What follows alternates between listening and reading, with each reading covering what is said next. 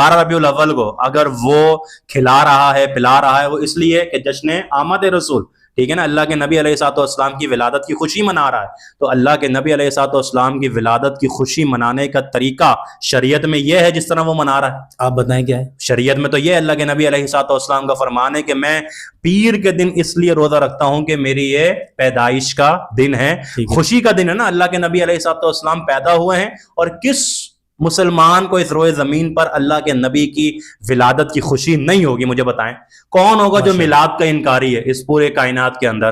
لیکن بات یہ ہے کہ اس ولادت کی خوشی منانے کا طریقہ بھی تو ہم محمد مصطفیٰ سے سیکھیں گے نا صلی اللہ علیہ وسلم، ایسا ہے یا نہیں؟ تو مجھے یہ بتائیے کہ جو طریقہ ادھر رائج ہوا ہوتا ہے اور ادھر روڈوں پہ چوک و چوراہوں پر ہو رہا ہوتا ہے، کیا وہ طریقہ اللہ کے نبی علیہ الصلوۃ والسلام کا ہے؟ اللہ کے نبی تو روزہ رکھ رہے ہیں اور آپ پورے دن کھلا رہے ہیں پلا رہے ہیں. اللہ کے نبی علیہ الصلوۃ والسلام تو روزہ رکھ رہے ہیں اور آپ یہاں پر جو ہے نا سبیلے لگا رہے ہیں.